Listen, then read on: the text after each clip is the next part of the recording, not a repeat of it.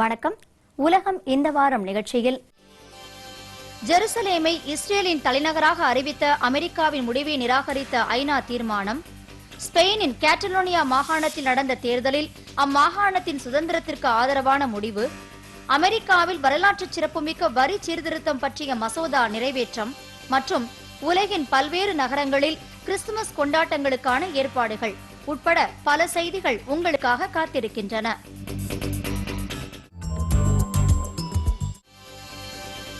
ஜெருசலேமை இஸ்ரேலின் தலைநகரமாக அறிவித்த அமெரிக்காவின் முடிவை ஐநா பொதுச்சபை நிராகரித்துள்ளது.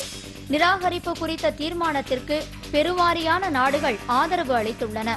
இந்த தீர்மானம் அமெரிக்காவை எந்த வகையிலும் கட்டுப்படுத்தாது என்றாலும் இப்பிரச்சனையில் உலக நாடுகளிடையே அமெரிக்கா தனிமைப்படுத்தப்பட்டிருக்கிறது என்பது நிச்சயம். ஜெருசலேமை இஸ்ரேலின் தலைநகரமாக அறிவித்த அமெரிக்காவின் முடிவை ஐநா பொதுச்சபை நிராகரித்துள்ளது. இதுகுறித்து நிறைவேற்றப்பட்ட தீர்மானத்திற்கு 128 நாடுகள் ஆதரவு தெரிவித்த நிலையில் 9 நாடுகள் தீர்மானத்திற்கு எதிராக வாக்களித்தன. 35 நாடுகள் வாக்கெடுப்பில் பங்கேற்கவில்லை. முன்னதாக இத்தீர்மானம் குறித்து பேசிய ஐநாவிற்கான அமெரிக்க தூதர் நிக்கி ஹாலே, அதிபர் டிரம்ப் அமெரிக்க நாட்டு மக்களின் விருப்பத்தை நிறைவேற்றியுள்ளதாக கூறினார். இத்தீர்மானத்திற்கு எதிராக வாக்களிக்கும் நாடுகள் அமெரிக்காவுடனான உறவுகள் குறித்து சிந்திக்க வேண்டியிருக்கும் என்றார் அவர். அமெரிக்காவிற்கு எதிராக ஐநா சபையில் தீர்மானம் நிறைவேற்றப்படும் இந்நாளை அமெரிக்கா என்றும் நினைவில் வைத்திருக்கும் என்று அவர் கூறினார். ஜெருசலேமை இஸ்ரேலின் தலைநகரமாக அங்கீகரிப்பதன் மூலம் அமெரிக்கா ஒரு யதார்த்தமான உண்மையை உலகிற்கு முன் தெளிவுபடுத்தியிருப்பதாக கூறிய அவர், அடுத்த முறை ஐநாவிற்கு அமெரிக்கா உரிய பங்களிப்பை வழங்க வேண்டும் என்ற நிலை உருவாகும் போது அமெரிக்கா இந்நாளை நினைவு கூறும் என்றார். ஜெருசலேமில் அமெரிக்கா தனது தூதரகத்தை அமைக்கும் என்று கூறிய நிக்கி ஹாலே, ஐநா சபையின் எந்த தீர்மானமும் இதில் எந்த மாற்றத்தையும் ஏற்படுத்த முடியாது என்றார். இத்தீர்மானம் குறித்து பேசிய ஐநாவிற்கான இஸ்ரேல் தூதர், ஜெருசலேம் இஸ்ரேலின் தலைநகரம் என்பதில் எந்தவித சர்ச்சையும் இல்லை என்றார். இஸ்ரேலின் சமயம் சார்ந்த சகிப்புத்தன்மை முழுவதுமாக செயல்படுத்தப்பட்டு வருவதாகவும் ஜெருசலேம் நகரம் என்றுமே ஒரு புனித தலமாகவே இருக்கும் என்றார் அவர். இஸ்ரேல் நாட்டின் தலைநகரமாக ஜெருசலேம் நகரை அங்கீகரித்த விவகாரத்தில் ஐநா பாதுகாப்பு சபையில் அமெரிக்காவிற்கு எதிராக வாக்களித்த நாடுகளுக்கு முன்னதாக அதிபர் டொனால்டு டிரம்ப் எச்சரிக்கை விடுத்தார்.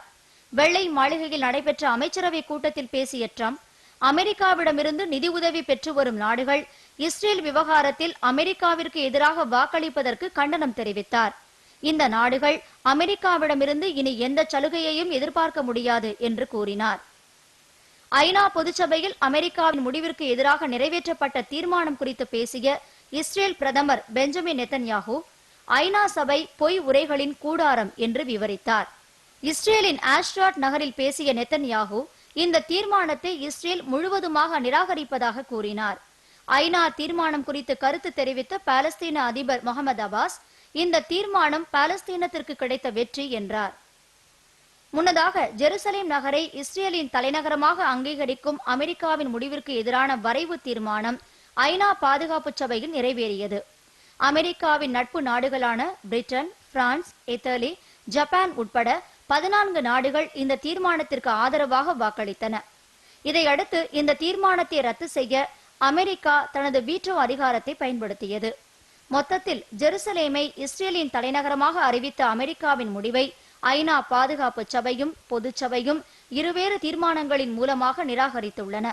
இத்தீர்மானங்கள் அமெரிக்காவை எந்த வகையிலும் கட்டுப்படுத்தாது என்றாலும் இப்பிரச்சனையில் அமெரிக்கா உலக நாடுகளினிடையே தனிமைப்படுத்தப்பட்டுள்ளது என்பது நிச்சயம்.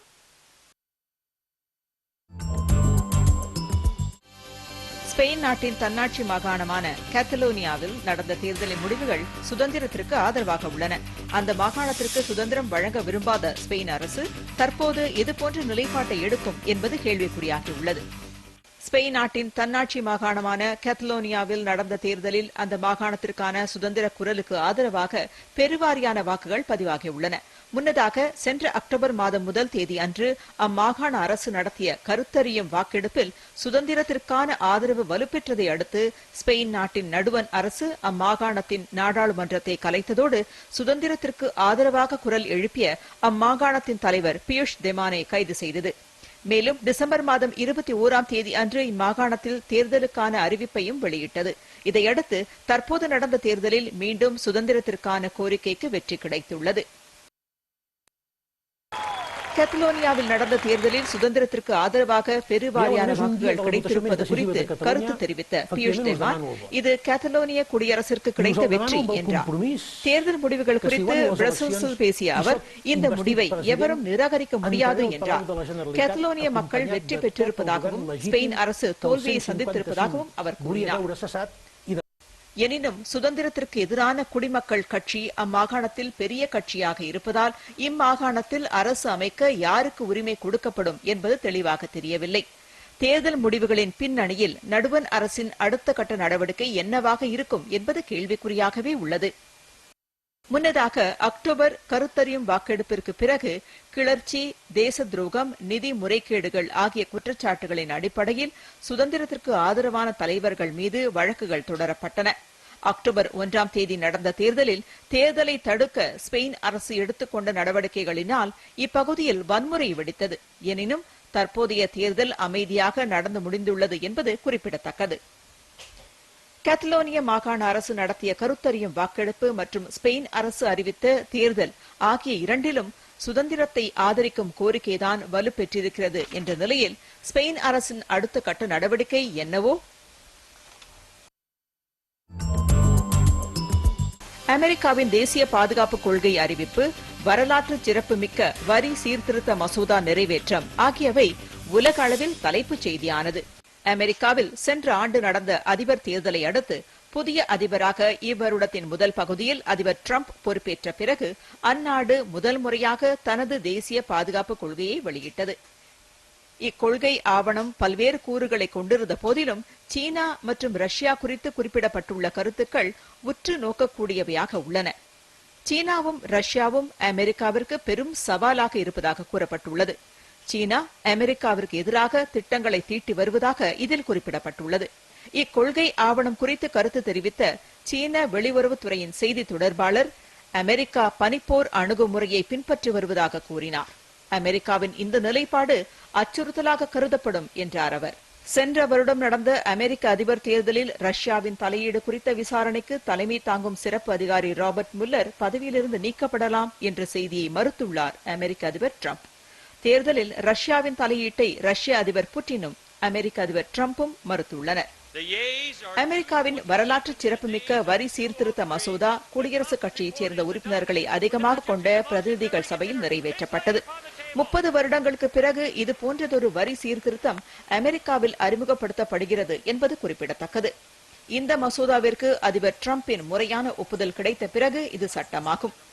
இம்மசோதாவின் காரணமாக பல நிறுவனங்கள், செல்வந்தர்கள் செலுத்த வேண்டிய வரிகளில் வரி குறைப்பு ஏற்படும் என்று தெரிகிறது. இந்த மசோதாவின் காரணமாக சிறு வியாபாரிகள், தனிநபர்கள் பயனடைவார்கள் என்பதோடு பொருளாதாரம் வளர்ச்சியை காணும் என்று குடியரசுக் கட்சி கூறியுள்ளது. எனினும் இது தேசிய பற்றாக்குறைக்கு வழிவகுத்து செல்வந்தர்களுக்கு மட்டுமே பயனுள்ளதாக அமையும் என்று இதனை எதிர்த்த ஜனநாயக கட்சி கருத்து தெரிவித்துள்ளது. சிரியாவில் செயல்படும் அமெரிக்காவின் ஆதரவை பெற்ற போராளிகள் தேச துரோகிகள் என்று கூறியுள்ளார் சிரியா அதிபர் பஷர் அல் அசாத். தலைநகர் டமாஸ்கஸில் பேசிய அவர், ஒரு அந்நிய நாட்டின் ஆதரவோடு சொந்த நாட்டின் அரசு மற்றும் ராணுவத்திற்கு எதிராக செயல்படும் அனைவருமே தேச துரோகிகள் தான் என்றார். ரஷ்யாவில் நடத்தப்படவிருந்த பயங்கரவாத தாக்குதல் சதி முறியடிப்பு, பாகிஸ்தான் தேவாலயத்தில் பயங்கரவாத தாக்குதல், ஆப்பிரிக்க தேசிய மாநாட்டின் தலைவரானார் சிரில் ராமபோசா மற்றும் போப் பெருந்தகையின் பிறந்த நாள் கொண்டாட்டம். ரஷ்யாவின் செயின்ட் பீட்டர்பர்க் நகரில் IS பயங்கரவாதிகள் நடத்தவிருந்த தாக்குதல் சதி முறியடிப்பு தொடர்பாக ரஷ்ய அதிபர் புட்டினும் அமெரிக்க அதிபர் டிரம்பும் தொலைபேசியில் உரையாடினர். இத்தாக்குதல் குறித்து அமெரிக்காவின் உளவு அமைப்பு எச்சரிக்கை விடுத்ததன் அடிப்படையில் ரஷ்ய அதிகாரிகள் மேற்கொண்ட அதிரடி நடவடிக்கை காரணமாக பெரும் தாக்குதல் சதி முறியடிக்கப்பட்டது.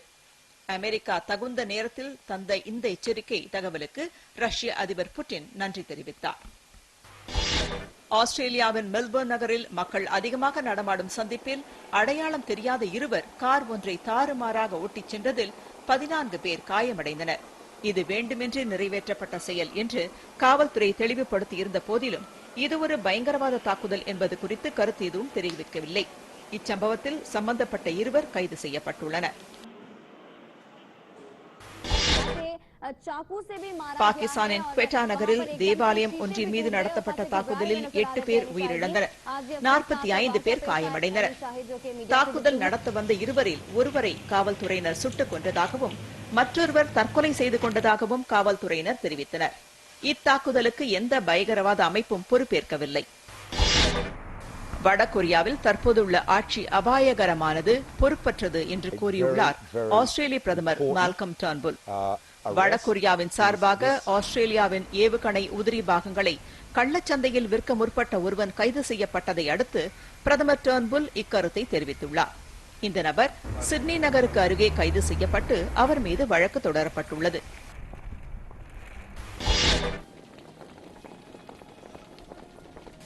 வடகொரியாவின் தற்போதைய தலைவர் கிம் ஜாங் இன் தந்தையும் அந்நாட்டின் நிறுவனருமான 2ஆம் கிம் ஜாங் இன் 6வது ஆண்டு நினைவு நாள் தலைநகர் யாங்யாங்கில் அனுசரிக்கப்பட்டது. பொதுமக்களும் ராணுவ வீரர்களும் தலைவரின் சிலைக்கு மாலை அணிவித்து அஞ்சலி செலுத்தினர். 2011ஆம் ஆண்டு டிசம்பர் மாதம் 17ஆம் தேதி அன்று 2ஆம் கிம் ஜாங் காலமானார். சிலி நாட்டில் நடந்த அதிபர் தேர்தலில் பழமைவாத கட்சியை சேர்ந்த செபாஸ்டியன் பினேரா வெற்றி பெற்றார். தென் அமெரிக்க நாடுகளில் ஒன்றான சிலியில் வெற்றி பெற்ற இவர் 54% மேலான வாக்குகளை பெற்றார். இவருக்கு எதிராக போட்டியிட்ட கெலியர் தமது தோல்வியை ஒப்புக்கொள்வதாக கூறினார். தென் ஆப்பிரிக்காவின் பிரதான கட்சியான ஆப்பிரிக்க தேசிய மாநாட்டின் தலைவராக தேர்ந்தெடுக்கப்பட்டுள்ளார் சிரில் ராமபோசா. அடுத்த வருடம் தென்னாப்பிரிக்காவில் நடைபெறவிருக்கும் தேர்தலில் ராமபோசா தற்போதைய அதிபர் கேக்கப் ஜூமாவிற்கு அடுத்ததாக அதிபர் பதவிக்கு தேர்ந்தெடுக்கப்படுவார் என்று பொதுவாக நம்பப்படுகிறது. கட்சியின் தலைவராக பொறுப்பேற்ற பிறகு பேசிய ராமபோசா ஊழலை அரசியல் களத்திலிருந்து முழுவதுமாக வேரறுக்க தாம் உறுதி பூண்டிருப்பதாக கூறினார். நாட்டின் பொருளாதாரத்தை புனரமைக்க தாம் விரும்புவதாகவும் கூறினார் 65 வயது ராமபோசா.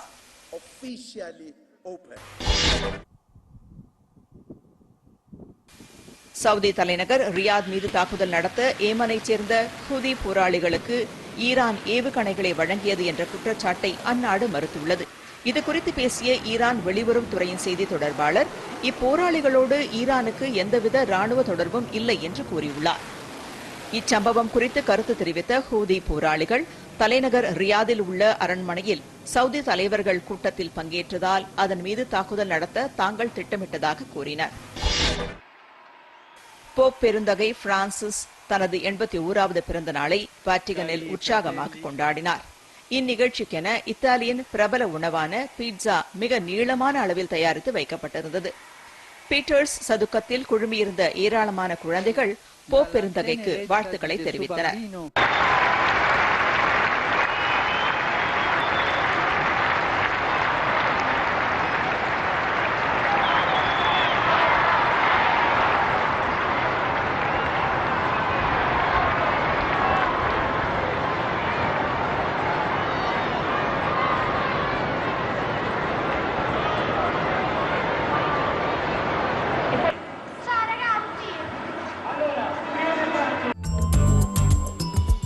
உலகின் பல நாடுகளில் சமய பாரம்பரியமிக்க நகரங்கள் மக்களின் கவனத்தை ஈர்த்துள்ளன.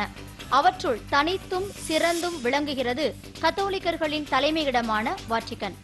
2000 ஆண்டுகளுக்கும் மேலான கிறிஸ்துவ வரலாற்றை தன்னகத்தே கொண்டு சீரும் சிறப்போடும் விளங்குகிறது பாதுகாக்கப்பட வேண்டிய சின்னங்களில் ஒன்றாக அறிவிக்கப்பட்டிருக்கும் வாட்டிகன் நகரம். இத்தாலி தலைநகர் ரோமிற்கு அருகே உள்ள வாட்டிகன் 1929ஆம் ஆண்டு ஏற்பட்ட உடன்படிக்கையின் கீழ் குறைந்த பரப்பளவு கொண்ட தனி நாடாக திகழ்கிறது.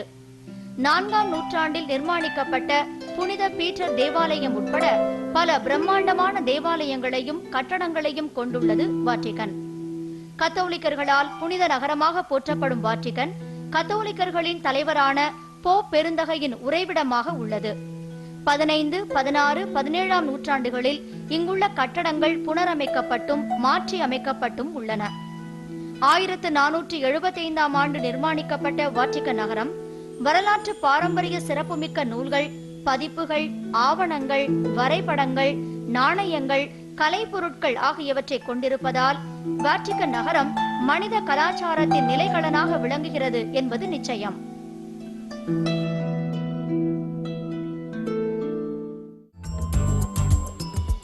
பிலிப்பைன்ஸில் ஏற்பட்ட தீ விபத்து மற்றும் ஜம்பின் புயல் தாக்குதலில் 200க்கும் மேற்பட்டோர் பலி.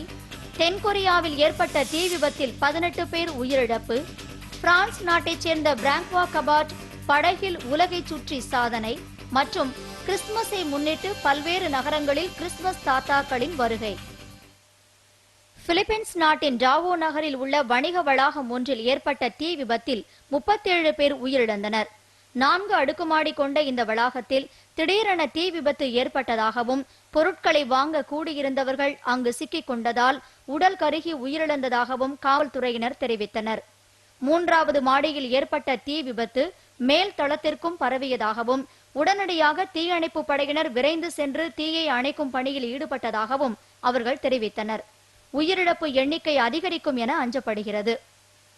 இதனிடையே அந்நாட்டின் தென்பகுதியை சூறையாடிய ஜம்பின் கோர புயலால் ஏற்பட்ட பெருமழை, வெள்ளப்பெருக்கு மற்றும் நிலச்சரிவில் சிக்கி 200 பேர் உயிரிழந்துள்ளனர்.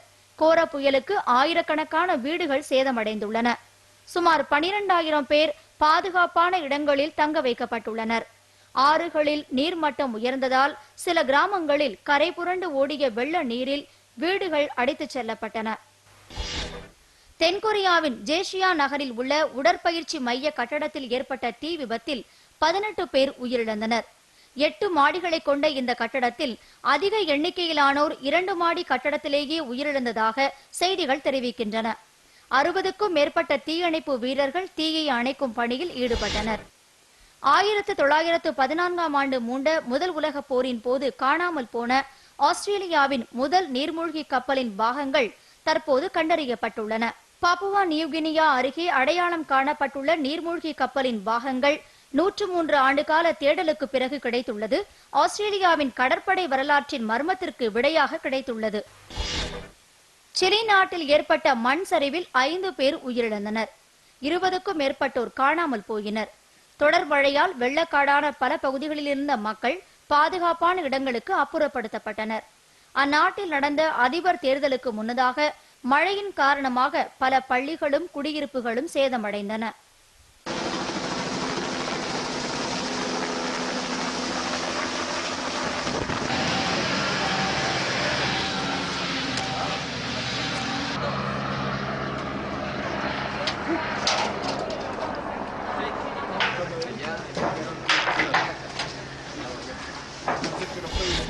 அமெரிக்காவின் வாஷிங்டன் நகர் அருகே பயணிகள் ரயில் ஒன்று விபத்துக்குள்ளானதில் 6 பேர் உயிரிழந்தனர்.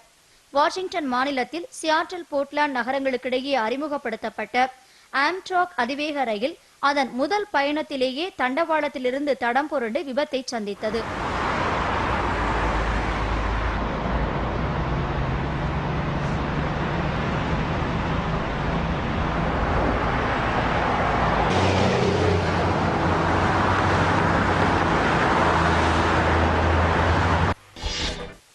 அமெரிக்காவின் பாஸ்டன் நகரில் 15 ஆண்டுகளுக்கு முன்பாக தேவாலயத்தில் நடந்ததாக கூறப்படும் பாலியல் குற்றங்களின் அடிப்படையில் பதவி விலகிய கார்டினல் பெர்னட் லா ரோம் நகரில் காலமானார்.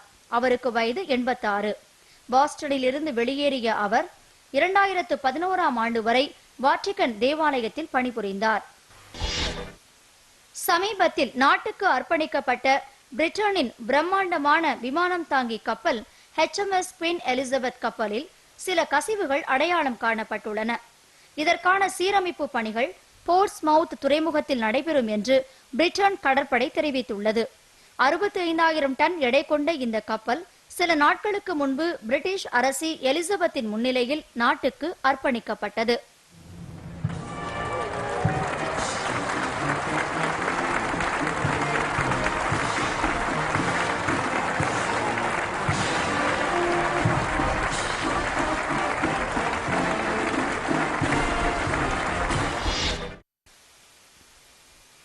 சீனாவைச் சேர்ந்த 50 ஜோடிகள் இலங்கை தலைநகர் கொழும்புவில் ஒரே நேரத்தில் திருமணம் செய்து கொண்டனர். பௌத்த பாரம்பரிய முறைப்படி இவர்களது திருமணம் நடத்தி வைக்கப்பட்டது. அதிகமான சீன சுற்றுலா பயணிகளை ஈர்க்கும் இலங்கையில் இது போன்றதொரு திருமண நிகழ்ச்சிக்கு முதன்முறையாக ஏற்பாடு செய்யப்பட்டது.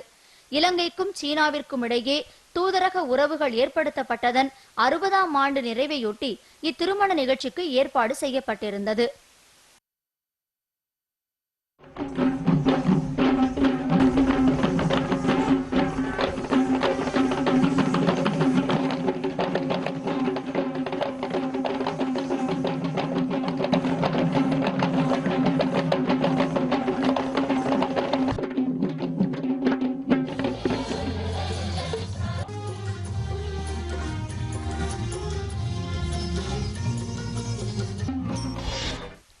சீனாவின் முதல் வர்த்தக விமானம் அண்டார்டிகாவில் தரையிறங்கியது. 22 பயணிகளை ஏற்றிச் சென்ற இந்த விமானம் சுமார் 20 மணி நேரம் பயணித்து அண்டார்டிகாவில் தரையிறங்கியது. அமெரிக்காவிற்கு அடுத்தபடியாக சீனாவில் இருந்துதான் அண்டார்டிகாவை நோக்கி அதிகமான சுற்றுலா பயணிகள் செல்கின்றனர் என்பது குறிப்பிடத்தக்கது.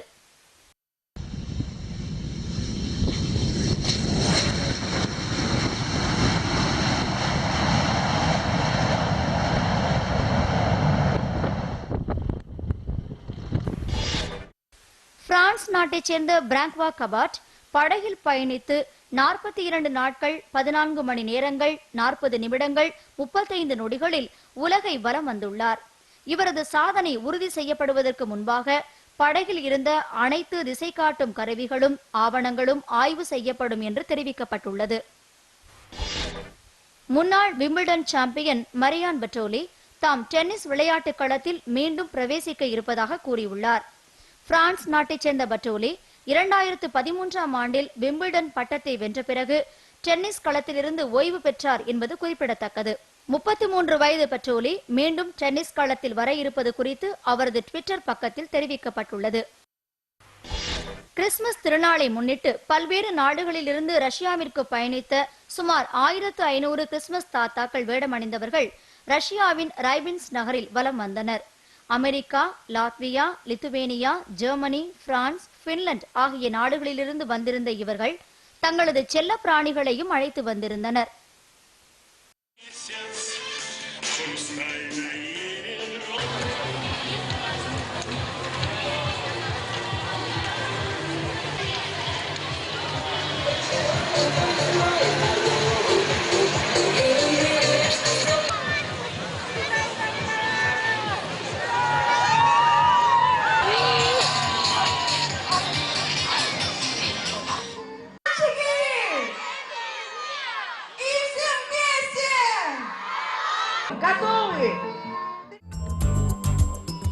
இந்நிகழ்ச்சி பற்றிய கருத்துக்களை நேயர்கள் பொதிகை நியூஸ் 2007@gmail.com என்ற மின்னஞ்சல் முகவரியில் பகிர்ந்து கொள்ளலாம்.